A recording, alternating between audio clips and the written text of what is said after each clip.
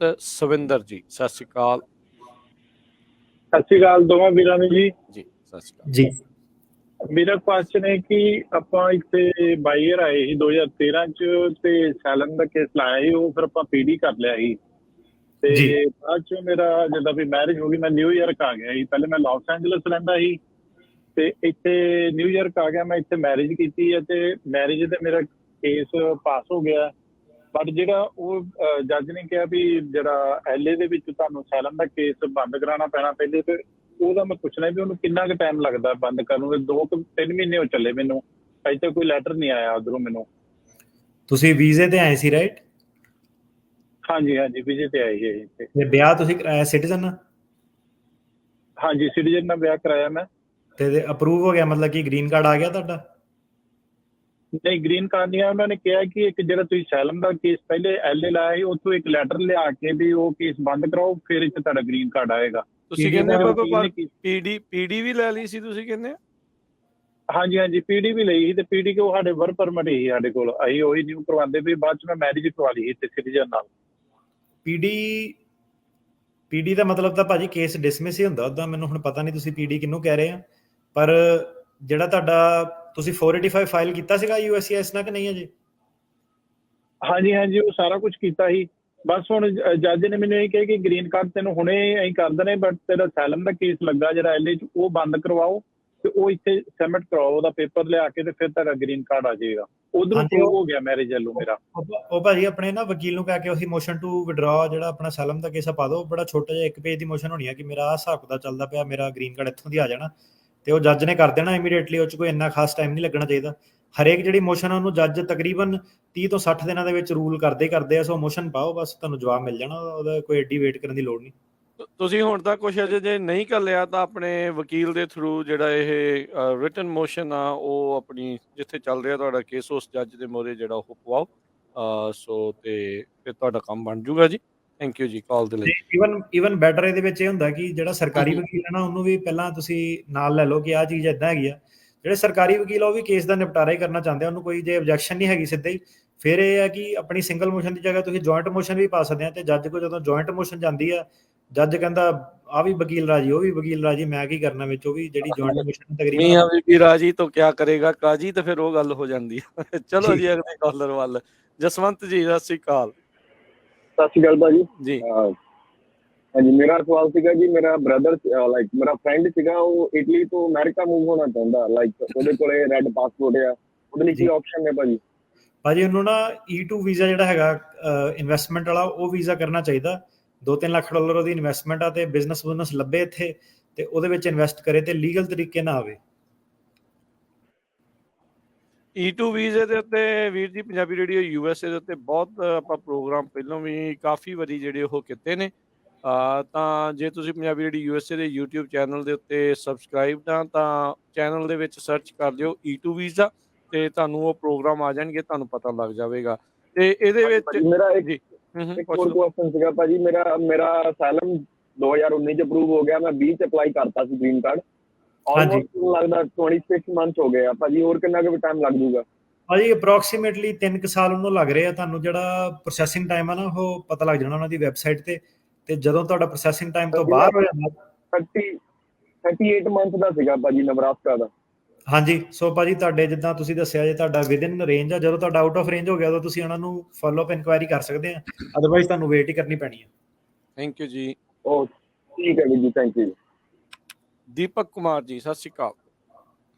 ਸਤਿ ਸ਼੍ਰੀ ਅਕਾਲ ਜੀ। ਸਤਿ ਸ਼੍ਰੀ ਅਕਾਲ ਸਰ, ਮੈਂ ਆਪ ਪੁੱਛਣਾ ਸੀ, ਜਿਵੇਂ ਮੇਰਾ ਕੇਸ 1 ਸਾਲ ਹੋ ਗਿਆ ਪਾਸ ਹੋਏ, ਤੇ ਮੈਂ ਟਰੈਵਲ ਡਾਕੂਮੈਂਟ ਅਪਲਾਈ ਕੀਤਾ ਸੀ, 11 ਮੰਥ ਹੋ ਗਏ, ਤੇ ਆਪਣਾ ਗ੍ਰੀਨ ਕਾਰਡ ਅਪਲਾਈ ਕਰ। ਸੌਰੀ 13 ਮਹੀਨੇ ਚੱਲਦੀ ਪਈ ਟਰੈਵਲ ਡਾਕੂਮੈਂਟ ਦੀ ਟਾਈਮ ਲੈਣਾ, 13 ਮਹੀਨੇ।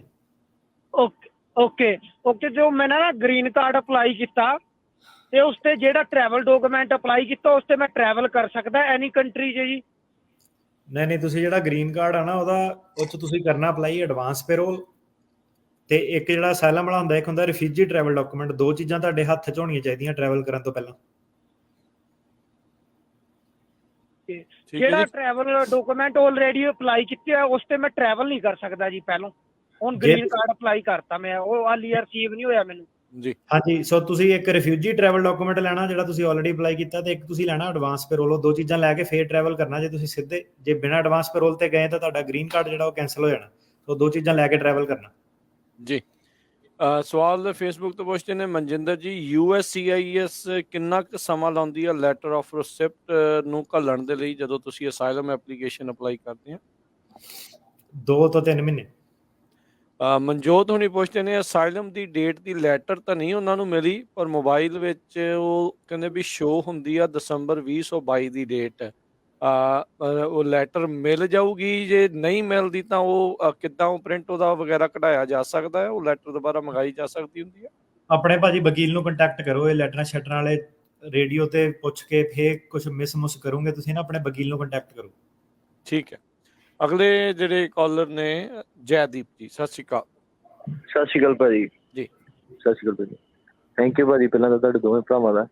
ਜੀ ਭਾਜੀ। ਤੇ ਭਾਜੀ ਮੈਂ ਨਾ ਜੁਲਾਈ 'ਚ ਆਇਆ ਸੀਗਾ ਇੱਥੇ ਇਲੀਗਲ ਵੇ ਨਾ, ਮੈਰੀਲੈਂਡ ਆਇਆ ਸੀ ਮੈਂ। ਇੱਧਰ ਕੇਸ ਮੂਵ ਕਰਾਇਆ ਸੈਕਰਾਮੈਂਟੋ, ਇੱਧਰ ਸੈਨ ਫਰਾਂਸਿਸਕੋ, ਤੇ ਮੇਰੀ ਫਾਈਨਲ ਹੀਅਰਿੰਗ ਵੀ ਆ ਗਈ ਜੀ। ਇਹ ਭਾਜੀ ਮੈਂ ਮੂਵ ਕਰਾਇਆ ਸੀ ਤੇ ਫਾਈਨਲ ਹੀਅਰਿੰਗ ਆ ਜਨਵਰੀ 'ਚ ਆ ਗਈ ਆ, ਤੇ ਉਦੋਂ ਤੱਕ ਮੇਰਾ ਵਰਕ ਪਰਮਿਟ ਦਾ ਕਲੌਕ ਵੀ ਨਹੀਂ ਕੰਪਲੀਟ ਹੁੰਦਾ। ਤੇ ਮੈਂ ਬਸ ਇਹੀ ਪੁੱਛਣਾ ਸੀ, ਮੈਨੂੰ ਕੇਸ ਲੜਨਾ ਚਾਹੀਦਾ ਜਾਂ ਮੈਂ ਉੱਥੋਂ ਕਿਤੇ ਹੋਰ ਮੂਵ ਕਰਾ ਦਾਂ? ਭਾਜੀ ਰਹਿੰਦੇ ਕਿੱਥੇ ਹੋਣੇ ਇਸ ਵੇਲੇ? ਮੈਂ ਭਾਜੀ ਲੈਟਰੋਪ, ਕੈਲੀਫੋਰਨੀਆ 'ਚ? ਸਿਸਟਰ ਨੇ। ਹਾਂਜੀ। ਹਾਂਜੀ ਹਾਂਜੀ ਹਾਂਜੀ, ਫਿਰ ਤਾਂ ਭਾਜੀ ਕੇਸ ਮੂਵ ਕਰਾਣਾ ਹੀ ਬਣਦਾ, ਕਿਉਂਕਿ ਰਿਹਾਇਸ਼ ਦੇ ਹਿਸਾਬ ਨਾਲ ਲੱਗਦਾ। ਹਾਂਜੀ ਮੈਂ ਸੈਨ ਫਰਾਂਸਿਸਕੋ ਆ ਇੱਥੇ, ਹੁਣ ਤੇ ਮੇਰਾ ਕੇਸ ਬੋਲਦਾ, ਪਰ ਜੇ ਮੈਂ ਮੂਵ ਕਰਾਵਾਂ ਤੇ ਫੇਰ ਹੈ, ਕਿਉਂਕਿ ਅਜੇ ਵਰਕ ਪਰਮਿਟ ਵੀ ਨਹੀਂ ਮੇਰਾ, ਤੇ ਇਹ ਫਾਈਲ ਕੇਸ ਲੜਨਾ ਤੇ ਔਖਾ ਹੈ। ਤੁਸੀਂ 589 ਫਾਈਲ ਕਰਤਾ ਨਾ ਆਪਣਾ? ਹਾਂਜੀ ਹਾਂਜੀ ਮੇਰਾ ਕਲੌਕ ਸ਼ੁਰੂ ਹੋਇਆ ਪਿਆ ਬਸ। ਇਹ ਤੇ ਹੁਣ ਭਾਜੀ ਇਹਦਾ ਏਦਾਂ ਆ ਕਿ ਇਹ ਨਾ ਵਕੀਲਾਂ ਨੂੰ ਪਤਾ ਵੀ ਨਹੀਂ ਸੀਗਾ। ਇਮੀਗ੍ਰੇਸ਼ਨ ਦੀ ਗਲਤੀ ਆ। ਉਦਾਂ ਉਹ ਕੀ ਕਰਦੇ ਆ ਕਿ ਜਦੋਂ ਹੁਣ ਏਦਾਂ ਕਰ ਰਹੇ ਨਾ, ਕਲੌਕ ਰੋਕ ਦਿੰਦੇ ਆ ਕਈ ਵਾਰੀ। ਹੁਣ ਤੁਹਾਡੇ ਕੋਲ ਭਾਜੀ ਆਪਸ਼ਨ ਨਹੀਂ ਹੈਗਾ ਇਸ ਵੇਲੇ, ਤੁਹਾਡਾ ਕਲੌਕ ਤੁਹਾਨੂੰ ਰੋਕਣਾ ਹੀ ਪੈਣਾ, ਕਿਉਂਕਿ ਤੁਸੀਂ ਇੱਕ ਤਾਂ ਕੈਲੀਫੋਰਨੀਆ ਰਹਿੰਦੇ, ਤੁਹਾਨੂੰ ਮੂਵ ਕਰਾਉਣਾ ਪੈਣਾ ਇੱਥੇ। ਦੂਜੀ ਗੱਲ ਇਹ ਹੈ ਕਿ ਉਹ ਕੋਡ ਵੀ ਨਹੀਂ ਵਧੀਆ। ਤੀਜਾ ਇਹ ਕਿ ਜੇ ਤੁਹਾਡਾ ਫੇਲ ਹੋ ਗਿਆ ਉੱਥੇ ਕੇਸ, ਤਾਂ ਫਿਰ ਤੁਹਾਡਾ ਕਦੀ ਵੀ ਜਿਹੜਾ ਮਤਲਬ ਕਲੌਕ ਵੈਸੇ ਵੀ ਸਟਾਰਟ ਨਹੀਂ ਹੋਣਾ, ਰਾਈਟ? ਸੋ ਹੁਣ ਤੁਹਾਡੇ ਕੋਲ ਇੱਧਰ ਭਾਜੀ ਮੈਂ ਮੂਵ ਕਰਾਤਾ ਆ, ਜਿੱਦਾਂ ਇੱਧਰ ਮੂਵ ਕਰਾਤਾ ਸੈਨ ਫਰਾਂਸਿਸਕੋ ਮੈਂ ਕੇਸ ਆਲਰੇਡੀ ਮੂਵ ਹੋਇਆ ਹੈ, ਤੇ ਤੁਸੀਂ ਕਹਿੰਦੇ ਵੀ ਜਨਵਰੀ ਦੇ ਵਿੱਚ ਆਲਰੇਡੀ ਤਰੀਕ ਆ। ਇੱਥੇ ਆ ਗਈ ਹੈ, ਸੈਨ ਫਰਾਂਸਿਸਕੋ ਆ ਗਈ ਹੈ ਫਾਈਨਲ ਭਾਜੀ। Final ਜੱਜ ਦੀ ਰੇਟਿੰਗ ਵੀ ਨਹੀਂ ਸਹੀ ਭਾਜੀ। ਕੌਣ ਆ ਜੱਜ ਤੁਹਾਡਾ? ਇਹ ਜੱਜ ਭਾਜੀ ਪੈਟਰਿਕ ਨੇ, ਉਹ ਪਰ ਦੂਜੀ ਕੋਰਟ ਹੈ, ਕਹਿੰਦੇ ਦੂਜੀ ਕੋਰਟ ਹੈ ਉੱਥੇ ਸੈਨ ਫਰਾਂਸਿਸਕੋ, ਤੇ ਉਹਨਾਂ ਨੇ ਫੜ ਲਿਆ ਕੇਸ। ਪੈਟਰਿਕ ਸੈਵੇਜ? ਹਾਂਜੀ ਪੈਟਰਿਕ ਸੈਵੇਜ ਆ ਜੱਜ ਤੁਹਾਡਾ? ਨਹੀਂ ਭਾਜੀ, ਉਹਨਾਂ ਦੀ ਰੇਟਿੰਗ ਵਧੀਆ, ਮੇਰੇ ਤੋਂ ਦੂਜੇ ਨੇ। ਅੱਛਾ ਠੀਕ ਹੈ। ਇਹਨਾਂ ਦੀ 30% ਹਾਂਜੀ ਰੇਟਿੰਗ। ਭਾਜੀ ਹੁਣ ਤੁਹਾਨੂੰ ਡੀਲ ਹੀ ਕਰਨਾ ਪੈਣਾ ਉਹਨਾਂ ਨਾਲ। ਦੇਖੋ ਹੁਣ ਜੇ ਤਾਂ ਵਕੀਲ ਨੂੰ ਕਹਿ ਕੇ ਦੇਖ ਲਓ ਕਿ ਜੇ ਲਾਗੇ ਜਾ ਕੇ ਕਿ ਮੋਸ਼ਨ ਟੂ ਕੰਟੀਨਿਊ ਪਾ ਸਕਦਾ, ਕਿ ਜੇ ਟਾਈਮ ਹੋਰ ਚਾਹੀਦਾ ਕੇਸ ਕੁਛ ਤਿਆਰ ਕਰਨ ਲਈ, ਤਾਂ ਜੱਜ ਕਈ ਵਾਰੀ ਉਹ ਗ੍ਰਾਂਟ ਕਰ ਦਿੰਦੇ ਆ। 30% ਵੈਸੇ ਮਾੜੀ ਤਾਂ ਨਹੀਂ ਹੈਗੀ ਰੇਟਿੰਗ, ਠੀਕ ਹੈ। ਠੀਕ ਹੈ ਫਿਰ ਫਾਈਟ ਕਰ ਲਈ ਭਾਜੀ। ਮੇਰੇ ਹਿਸਾਬ ਨਾਲ ਤਾਂ ਕਰ ਲਓ, ਹੁਣ ਫਸ ਗਏ ਤੁਸੀਂ। ਇਹ ਭਾਜੀ ਇਹ ਬਹੁਤ ਜਾਣਾ ਦਾ ਕੁਐਸਚਨ ਹੈ, ਕਿਉਂਕਿ ਮੋਸਟਲੀ ਜਿਹੜੇ ਸੈਨ ਫਰਾਂਸਿਸਕੋ ਆ ਰਹੇ ਆ ਉਹਨਾਂ ਦੀ ਡੇਟ ਛੇ ਜਲਦੀ ਪੈ ਰਹੀ ਹੈ ਭਾਜੀ। ਹੁਣ ਇਹ ਪਤਾ ਨਹੀਂ ਜਿਹਨਾਂ ਦੀ ਜਲਦੀ ਪੈ ਰਹੀ ਉਹ ਰੋ ਰਹੇ ਆ, ਜਿਹਨਾਂ ਦੀ ਲੇਟ ਆ ਜਿਹੜਾ ਇਹੀ ਕਹਿਣ ਲੱਗਾ ਸੀਗਾ, ਕਹਿੰਦੇ ਵੀ ਕਈ ਕਹਿੰਦੇ ਸਾਡੀ ਆਈ ਨਹੀਂ, ਕਈ ਕਹਿੰਦੇ ਆ ਜੀ ਸਾਡੀ ਜਲਦੀ ਆ ਕੇ ਕਰੀਏ ਕੀ, ਹਨਾ? ਹਾਂਜੀ ਪਰ ਇਹ ਨਾ ਭਾਜੀ ਫਿਰ ਵਰਕ ਪਰਮਿਟ ਦਾ ਕਲੌਕ ਨਹੀਂ ਸ਼ੁਰੂ ਹੁੰਦਾ। ਹਾਂ ਨਹੀਂ ਇਹ ਤੇ ਹੈ ਹੀ। ਨਹੀਂ ਵਰਕ ਪਰਮਿਟ ਤਾਂ ਭਾਜੀ ਤੁਸੀਂ ਹੁਣ ਟੰਗ ਹੋ ਗਏ। ਹੁਣ ਤੁਸੀਂ ਮਤਲਬ ਤੁਸੀਂ ਇਦਾਂ ਫਸ ਗਏ। ਹੁਣ ਇਦਾਂ ਕਿ ਇਹ ਹੁੰਦਾ ਸਿਸਟਮ ਜੀ, ਇਹ ਸਿਸਟਮ ਦਾ ਗੇੜ ਆ, ਬੰਦਾ ਪਤਾ ਨਹੀਂ ਕਿੱਦਾਂ ਫਸ ਜਾਂਦਾ ਇਹਦੇ ਵਿੱਚ। ਚੀਜ਼ ਬਣਦੀ ਆ। ਚਲੋ ਥੈਂਕ ਯੂ ਵੀਰ ਜੀ ਕਾਲ ਦੇ ਲਈ। ਭਾਜੀ ਮੈਂ ਮੂਵ ਕਰਾਨਾ ਕੇਸ ਤੇ ਉਧਰ ਕਲੌਕ ਮੇਰਾ ਚਾਲੂ ਰਹੇਗਾ? ਨਹੀਂ ਭਾਜੀ ਹੁਣ ਕਲੌਕ ਰੁਕ ਜਾਣਾ ਤੁਹਾਡਾ। ਅੱਛਾ ਜਦੋਂ ਹੀਅਰਿੰਗ ਆ ਗਈ ਫਿਰ ਰੁਕ ਜਾਣਾ ਹੈ? ਹਾਂਜੀ ਠੀਕ ਹੈ।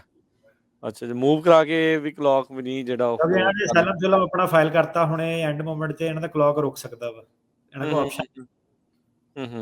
ਠੀਕ ਹੈ। ਕੇਸ ਪਾਸ ਹੋਣਾ ਚਾਹੀਦਾ, ਕਲੌਕ ਰੁਕਦੇ ਰਹਿਣ। ਹਾਂ ਵੱਡੀ ਗੱਲ ਇਹ ਆ ਜੀ। ਅਗਲੇ ਕਾਲਰ ਨੇ ਹਰਮਿੰਦਰ ਜੀ, ਸਤਿ ਸ਼੍ਰੀ ਅਕਾਲ। ਸਤਿ ਸ੍ਰੀ ਅਕਾਲ ਭਾਜੀ। ਜੀ ਭਾਜੀ। ਹਾਂਜੀ ਭਾਜੀ ਮੇਰੇ ਕੋਲੇ ਮੇਰਾ ਨਾ ਮੈਂ ਵਿਆਹ ਕਰਾਇਆ ਸੀਗਾ 5 ਮਹੀਨੇ ਪਹਿਲਾਂ ਜੀ। ਮੇਰੀ ਹੁਣ ਡੇਟ ਪਈ ਸੀਗੀ ਤੇ ਮੇਰਾ ਜੱਜ ਸੀਗਾ ਕ੍ਰੀਚਰ, ਸਟੀਵਨ ਐਮ ਕ੍ਰੀਚਰ। ਹਾਂ ਕ੍ਰਿਸ਼ਨਰ। ਹਾਂਜੀ ਤੇ ਭਾਜੀ ਮੇਰੀ 3.5 ਘੰਟੇ 45 ਮਿੰਟ ਉਹ ਚੱਲੀ ਮੇਰੀ। ਹਾਂਜੀ ਹੀਅਰਿੰਗ ਉਹਦੇ ਬਾਅਦ ਤੁਸੀਂ ਲਾ ਲਓ ਕਿ ਜਦੋਂ 3 ਘੰਟੇ 45 ਮਿੰਟ ਚੱਲੀ ਤੇ ਉਹਦੇ ਬਾਅਦ ਵੀ ਜਿਹੜਾ ਸਰਕਾਰੀ ਵਕੀਲ ਸੀ ਉਹਦੇ ਕੋਲੇ ਕੋਈ ਵੀ ਦਲੀਲ ਨਹੀਂ ਸੀ ਕਿ ਮੇਰਾ ਕੇਸ ਫੇਲ ਹੋ ਜੇ। ਉਹ ਇਕੱਲਾ ਇਹ ਕਹਿ ਰਿਹਾ ਸੀ ਕਿ ਟਾਈਮ ਲੈ ਕੇ ਜਵਾਬ ਬਾਰ-ਬਾਰ ਕੁਐਸਚਨ ਪੁੱਛ ਰਿਹਾ, ਟਾਈਮ ਲੈ ਕੇ ਪੁੱਛ ਰਿਹਾ, ਮੈਨੂੰ ਲੱਗਦਾ ਨਹੀਂਗਾ ਠੀਕ। ਬਾਕੀ ਉਹਦੇ ਕੋਲੇ ਕੋਈ ਦੂਜੀ ਦਲੀਲ ਨਹੀਂ ਸੀਗੀ। ਠੀਕ ਹੈ। ਸੋ ਉਹਨਾਂ ਨੇ ਤਿੰਨ ਚੀਜ਼ਾਂ ਪਾਈਆਂ ਕਿ ਭਈ ਇੱਕ ਤਾਂ ਪੰਜਾਬ ਦਾ ਮਾਹੌਲ ਬਦਲ ਗਿਆ ਹੈ, ਉੱਥੇ ਉਹ ਸਰਕਾਰ ਆ ਤੇ ਰੀਲੋਕੇਟ ਹੋ ਸਕਦਾ। ਤੇ ਜਿੰਨੀਆਂ ਵੀ ਦਲੀਲਾਂ 2-3 ਦਿੱਤੀਆਂ, ਤਿੰਨੋਂ ਮਤਲਬ ਕੋਈ ਵੀ ਰੀਜ਼ਨ ਨਹੀਂ ਬਣਦਾ। ਤੇ ਮੇਰਾ ਜਿਹੜਾ ਵਕੀਲ ਉਹ ਕਹਿੰਦਾ ਰੀਕਨਸੀਡਰ ਪਾਵਾਂਗੇ ਆਪਾਂ, ਮੋਸ਼ਨ ਟੂ ਰੀਕਨਸੀਡਰ। ਹਾਂਜੀ। ਤੇ ਭਾਜੀ ਮੇਰਾ ਵਿਆਹ ਵੀ ਹੋਇਆ ਤੇ ਮੇਰਾ ਵਿਆਹ ਤਾਂ ਹੁਣ ਹੋ ਜਾਊਗਾ ਜੇ ਮੇਰਾ ਕੀ ਕਹਿੰਦੇ ਰਿਮੂਵਲ ਹੋ ਗਈ ਆ ਤਾਂ। ਤੁਹਾਨੂੰ ਭਾਜੀ ਮੋਸ਼ਨ ਟੂ ਰੀਕਨਸੀਡਰ ਦੀ 90 ਦਿਨ ਦੀ ਟਾਈਮਲਾਈਨ ਆ ਤੇ ਬੋਰਡ ਆਫ ਇਮੀਗ੍ਰੇਸ਼ਨ ਅਪੀਲ, ਤੁਹਾਨੂੰ ਇਹਦਾ ਅਪੀਲ ਕਰਨਾ ਪੈਣਾ। ਤੇ ਇਹਦੇ ਵਿੱਚ ਹੁਣ ਇਦਾਂ ਕਿ ਰੀਲੋਕੇਸ਼ਨ ਦਾ ਜਿਹੜਾ ਮੁੱਦਾ ਹੁੰਦਾ ਨਾ, ਉਹਨੂੰ ਟੈਕਨੀਕਲੀ ਤੁਹਾਨੂੰ ਹੈਂਡਲ ਕਰਨਾ ਪੈਂਦਾ। ਇਹ ਮੈਟਰ ਨਹੀਂ ਕਰਦਾ ਕਿ ਤੁਹਾਡੀ 4 ਘੰਟੇ ਚੱਲੀ ਹੈ ਜਾਂ 5 ਘੰਟੇ ਚੱਲੀ ਹੈ। ਸੋ ਰੀਲੋਕੇਸ਼ਨ ਦੇ ਮੁੱਦੇ ਦੇ ਵਿੱਚ ਕੀ ਹੁੰਦਾ ਕਿ ਤੁਹਾਡੇ ਬਿਆਨਾਂ ਨਾਲ ਉਹਦਾ ਕੋਈ ਲੈਣਾ ਦੇਣਾ ਨਹੀਂ ਹੁੰਦਾ। ਉਹਦੇ ਵਿੱਚ ਇਹ ਹੁੰਦਾ ਕਿ ਜੇ ਸਰਕਾਰੀ ਵਕੀਲ ਇੱਕ ਵਾਰੀ ਵੀ ਮਾੜਾ ਮੋਟਾ ਵੀ ਪ੍ਰੂਵ ਕਰ ਦੇਵੇ ਕਿ ਮਾਹੌਲ ਚੇਂਜ ਹੋ ਗਿਆ, ਇਹ ਇੰਡੀਆ 'ਚ ਕਿਤੇ ਵੀ ਕਿਸੇ ਵੀ ਇੱਕ ਜਗ੍ਹਾ ਜਾ ਕੇ ਰਹਿ ਸਕਦਾ, ਫੋਰ ਐਗਜ਼ਾਮਪਲ ਮੰਨ ਲਓ ਸੰਗਰੂਰ ਜਾ ਕੇ ਰਹਿ ਸਕਦਾ, ਕਿਤੇ ਵੀ ਰਹਿ ਸਕਦਾ, ਤੇ ਰੀਲੋਕੇਸ਼ਨ ਦਾ ਜਿਹੜਾ ਬਰਡਨ ਆ ਤੁਹਾਡੇ ਤੇ ਆ ਜਾਂਦਾ। ਤੇ ਇਹ ਜਿਹੜਾ ਹੁਣ ਤੁਹਾਨੂੰ ਕੋਈ ਵੀ ਪੇਪਰ ਸਬਮਿਟ ਨਹੀਂ ਕਰਾਇਆ, ਪੇਪਰ ਉਹਨੇ ਬਸ ਆਹੀ ਸਬਮਿਟ ਕਰਾਉਣਾ ਕਿ ਨਵੀਂ ਸਰਕਾਰ ਆ ਗਈ ਹੈ, ਹੋਰ ਉਹਨੂੰ ਕੁਝ ਕਰਾਉਣ ਦੀ ਲੋੜ ਨਹੀਂ। ਪਰ ਉਹਦਾ ਤੁਹਾਡੇ ਕੋਲ ਜੇ ਉਹਨੇ ਸਵਾਲ ਪੁੱਛਿਆ ਕਿ ਹੁਣ ਪੰਜਾਬ 'ਚ ਕਿਹੜੀ ਸਰਕਾਰ ਆ, ਤੁਸੀਂ ਕਿਹਾ ਆਹ ਵਾਲੀ ਸਰਕਾਰ ਆ, ਦੈਟਸ ਇਟ, ਉਹਨੂੰ ਪੇਪਰ ਸਬਮਿਟ ਕਰਾਉਣ ਦੀ ਲੋੜ ਨਹੀਂ ਕੋਈ। ਠੀਕ ਹੈ। ਠੀਕ ਹੈ। ਸੋ ਇਹ ਇਦਾਂ ਹੁਣ ਕਿ ਐਜ਼ ਅ ਵਕੀਲ ਤਾਂ ਹੁਣ ਮੈਂ ਜੋ ਮਰਜ਼ੀ ਕਹੀ ਜਾਵਾਂ ਲੋਕਾਂ ਨੂੰ ਕਿ ਤੇਰਾ ਇਦਾਂ ਕਰਕੇ ਹੋਇਆ, ਤੂੰ ਬਹੁਤ ਸਹੀ ਕੀਤਾ, ਫਲਾਨਾ ਟਮਕਾਨਾ, ਪਰ ਇਦਾਂ ਗੱਲ ਇਹ ਆ ਕਿ ਰੀਲੋਕੇਸ਼ਨ ਦੇ ਮੁੱਦੇ ਨੂੰ ਸਾਨੂੰ ਕਿੰਨੀ ਦੇਰ ਹੋ ਗਈ ਹੁਣ ਰੇਡੀਓ ਤੋਂ ਡਿਸਕਸ ਕਰਦੇ, 2 ਸਾਲ ਹੋ ਗਏ ਕਿ ਨਹੀਂ ਜੀ। ਸੋ ਇਦਾਂ ਕਿ ਰੀਲੋਕੇਸ਼ਨ ਦਾ ਮੁੱਦਾ ਇਦਾਂ ਕਿ ਇਹ ਚੀਜ਼ ਦੇ ਵਿੱਚ ਲੈਵਲ ਹੁੰਦੇ ਆ ਕਿ ਕਿਹੜੇ ਲੈਵਲ ਦੀ ਤੁਹਾਡੀ ਪੇਸ਼ਕਸ਼ ਆ, ਕਿੱਦਾਂ ਬਿਆਨ। ਸੋ ਜੇ ਤੁਸੀਂ ਹੁਣ ਮੇਰਾ ਇਸ ਵੇਲੇ ਜੇ ਤੁਹਾਡੀ ਸੂਈ ਉੱਥੇ ਅਟਕੀ ਹੋਈ ਹੈ ਕਿ ਉਹਨੇ ਪੇਪਰ ਨਹੀਂ ਸਬਮਿਟ ਕਰਾਇਆ, ਇਹ ਤੋਂ ਮੈਨੂੰ ਇਹ ਪਤਾ ਲੱਗ ਰਿਹਾ ਕਿ ਤੁਹਾਨੂੰ ਖੁਦ ਨੂੰ 3.5 ਘੰਟੇ ਦੀ ਹੀਅਰਿੰਗ ਤੋਂ ਬਾਅਦ ਤੁਹਾਨੂੰ ਮੁੱਦਾ ਨਹੀਂ ਸਮਝ ਲੱਗਿਆ ਕਿ ਮੁੱਦਾ ਹੈ ਕੀ ਆ, ਸਰਕਾਰ ਦੀ ਕਿੰਨੀ ਕੁ ਜ਼ਿੰਮੇਵਾਰੀ ਬਣਦੀ ਆ, ਤੁਹਾਡੀ ਕਿੰਨੀ ਕੁ ਜ਼ਿੰਮੇਵਾਰੀ ਬਣਦੀ ਹੈ, ਕਿ ਬਰਡਨ ਹੈ ਕਿੱਥੇ ਆ। ਸੋ ਇਦਾਂ ਕਿ ਇਹ ਸਰਕਾਰ ਤੇ ਨਹੀਂ, ਸਰਕਾਰ ਨੇ ਪ੍ਰੂਵ ਕਰਤਾ ਕਿ ਤੁਸੀਂ ਕਿਤੇ ਹੋਰ ਜਾ ਕੇ ਰਹਿ ਸਕਦੇ ਆ, ਕਿ ਸਰਕਾਰ ਸੇਵਾ ਇਹ ਤੁਹਾਡੀ ਜ਼ਿੰਮੇਵਾਰੀ ਬਣਦੀ ਕਿ ਤੁਸੀਂ ਸ਼ੋਅ ਕਰਨਾ ਸੀਗਾ ਕਿ ਕਿਉਂ ਨਹੀਂ ਰਹਿ ਸਕਦੇ ਉੱਥੇ। ਸੋ ਉਹਦਾ ਰੀਜ਼ਨ ਇਹ ਸੀਗਾ ਕਿ ਜੇ ਤਾਂ ਹੁਣ ਤੁਸੀਂ ਕਹੋ ਕਿ ਮੈਂ ਉਹਨਾਂ ਨੂੰ ਖਬਰਾਂ ਸਬਮਿਟ ਕੀਤੀਆਂ ਸੀ ਕਿ ਆਹ ਦੇਖੋ ਜੀ ਆਮ ਆਦਮੀ ਪਾਰਟੀ ਵਾਲੇ 2 MLA ਇਹਨਾਂ ਤੇ ਪਰਚੇ ਕਰਤੇ, ਇਹਨਾਂ ਨੂੰ ਦਿੱਲੀ 'ਚੋਂ ਫੜ ਲਿਆ, ਇੱਕ ਨੂੰ ਕੁੱਟਿਆ, ਉਹ ਤੁਸੀਂ ਕਹਿੰਦੇ ਕਿ ਆਪਣੇ ਬੰਦੇ ਨੂੰ ਇਹ ਸੇਫ ਨਹੀਂ ਰੱਖ ਪਾਏ, ਮੈਨੂੰ ਕੀ ਸੇਫ ਰੱਖੋਗੇ। ਉਹ ਹੈਗਾ ਰੀਲੋਕੇਸ਼ਨ ਦਾ ਮੁੱਦਾ। ਜੇ ਤੁਸੀਂ ਇਹ ਚੀਜ਼ਾਂ ਕੁਝ ਵੀ ਆਰਗਿਊ ਨਹੀਂ ਕੀਤੀਆਂ ਤੇ ਫਿਰ ਤੁਸੀਂ ਕਹਿੰਦੇ ਹੋ ਕਿ ਸਰਕਾਰ ਨੇ ਕੁਝ ਸਬਮਿਟ ਨਹੀਂ ਕਰਾਇਆ, ਸਰਕਾਰ ਦੀ ਕੋਈ ਜ਼ਿੰਮੇਵਾਰੀ ਨਹੀਂ ਹੈਗੀ, ਉਹਨਾਂ ਨੇ ਆਪਣਾ ਬਰਡਨ ਜਿਹੜਾ ਮੀਟ ਕਰਤਾ।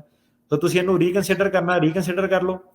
ਤੁਸੀਂ ਇਹਨੂੰ ਅਪੀਲ ਕਰਨਾ, ਅਪੀਲ ਕਰ ਲਓ। ਉਹ ਤੁਸੀਂ ਆਪਣੇ ਵਕੀਲ ਨਾਲ ਸਟ੍ਰੈਟਜੀ ਬਣਾਓ ਕਿ ਕਿਹੜੀ ਚੀਜ਼ ਜਿਹੜੀ ਆ ਉਹ ਸਹੀ ਤੁਹਾਨੂੰ ਟਿਕ ਕੇ ਬਹਿੰਦੀ ਆ। ਬਾਕੀ ਤੁਸੀਂ ਜਿਹੜੀ ਵਿਆਹ ਦੀ ਗੱਲ ਦੱਸੀ, ਵਿਆਹ ਵਾਲਾ ਤੁਸੀਂ ਕੇਸ ਲਾਓ, ਤੁਹਾਡਾ ਰਿਮੂਵਲ ਲੱਗਾ ਹੁਣ ਇਦਾਂ ਕਿ ਜੇ ਤੁਸੀਂ 2 ਨੰਬਰ ਚਾਹੀ ਤੁਹਾਡਾ ਵੇਵਰ ਕੁਝ ਨਹੀਂ ਹੋ ਸਕਦਾ ਇਸ ਵੇਲੇ ਜਦ ਤੱਕ ਤੁਹਾਨੂੰ ਪੀੜੀ ਨਹੀਂ ਮਿਲਦੀ। ਪਰ ਵਿਆਹ ਵਾਲਾ ਤੁਸੀਂ ਕੇਸ ਲਾ ਸਕਦੇ ਹੋ, ਉਹਦਾ ਫਲ ਨਹੀਂ ਤੁਹਾਨੂੰ ਮਿਲ ਸਕਦਾ ਜਦ ਤੱਕ ਤੁਸੀਂ ਜਿਹੜਾ ਰਿਮੂਵਲ ਆਰਡਰ ਆ, ਡੀਪੋਟੇਸ਼ਨ ਆਰਡਰ ਆ, ਇਹਨੂੰ ਰਫਾ ਦਫਾ ਨਹੀਂ ਕਰਦੇ। ਸੋ ਆਪਣਾ ਵਿਆਹ ਵਾਲਾ ਕੇਸ ਤੁਸੀਂ ਸ਼ੁਰੂ ਕਰਾ ਲਓ। ਤੁਹਾਡਾ ਕੇਸ ਥੋੜਾ ਜਿਹਾ ਟੈਕਨੀਕਲ ਹੋ ਗਿਆ ਕਿਉਂਕਿ ਤੁਹਾਡੇ ਜਿਹੜੀ ਰਿਮੂਵਲ ਆਰਡਰ ਸਟੈਂਡ ਕਰਦਾ, ਤੁਹਾਨੂੰ ਇਹਦੇ ਉੱਤੇ ਜਾ ਕੇ ਪੀੜੀ ਲੈ ਕੇ ਇਹਨੂੰ ਹੋਲਡ ਕਰਾਉਣਾ ਪੈਣਾ, ਕੋਈ ਨਾ ਕੋਈ ਤੁਹਾਨੂੰ ਕ੍ਰੀਏਟਿਵ ਆਰਗੂਮੈਂਟ ਜਿਹੜੀ ਪੇਸ਼ ਕਰਨੀ ਪੈਣੀ ਹੈ। ਸੋ ਵਿਆਹ ਵਾਲਾ ਕੇਸ ਵੀ ਜਿਹੜਾ ਹੈਗਾ ਆਪਣੇ ਵਕੀਲ ਨਾਲ ਬਹਿ ਕੇ ਜਿਹੜਾ ਡਿਸਕਸ ਕਰੋ। ਤੇ ਜੇ ਤੁਸੀਂ ਅਜੇ ਵੀ ਉੱਤੇ ਹੀ ਫਸੇ ਆ ਕਿ ਸਰਕਾਰ ਨੇ ਕੁਝ ਨਹੀਂ ਕੀਤਾ, ਦੇਖੋ ਐਡਾ ਪੜ੍ਹਿਆ ਲਿਖਿਆ ਜੱਜ ਆ, ਤੁਹਾਡਾ ਵਕੀਲ ਉੱਥੇ ਸੀਗਾ, ਉਹਦਾ ਵਕੀਲ ਉਹ ਸੀਗਾ, ਤੁਸੀਂ ਕਹਿਣੋ ਜੋ ਮਰਜ਼ੀ ਕਹੋ, ਜੱਜ ਨੇ ਆਪਣਾ ਥੋੜਾ ਲਾਤਾ ਕਿ ਆ ਸਰਕਾਰੀ ਵਕੀਲ ਸਹੀ ਆ ਤੇ ਤੂੰ ਗਲਤ ਆ। ਸੋ ਇਦਾਂ ਕਿ ਹੁਣ ਇਹਨੂੰ ਤੁਸੀਂ ਮੰਨਣਾ ਮੰਨੋ, ਨਹੀਂ ਮੰਨਣਾ ਨਾ ਮੰਨੋ, ਫੈਸਲਾ ਤੁਹਾਡੇ ਅਗੇਂਸਟ ਜਾ ਚੁੱਕਾ। ਮਤਲਬ ਜੋ ਤੁਸੀਂ ਦੱਸ ਰਹੇ ਆ ਮੇਰੇ ਹਿਸਾਬ ਨਾਲ ਤੁਸੀਂ ਆਪਣਾ ਬਰਡਨ ਮੀਟ ਨਹੀਂ ਕੀਤਾ। ਸੋ ਹੁਣ ਆਪਣੀ ਸਟ੍ਰੈਟਜੀ ਬਣਾ ਲਓ ਕਿ ਵਿਆਹ ਵਾਲੇ ਨੂੰ ਕਿੱਦਾਂ ਡੀਲ ਕਰਨਾ ਕੇਸ ਨੂੰ। ਜੀ, ਸਲਾਹ ਦੇ ਨਾਲ ਜਿਹੜਾ ਜੀ ਹੁਣ ਜਿਹੜਾ ਉਹ ਚੱਲੋ।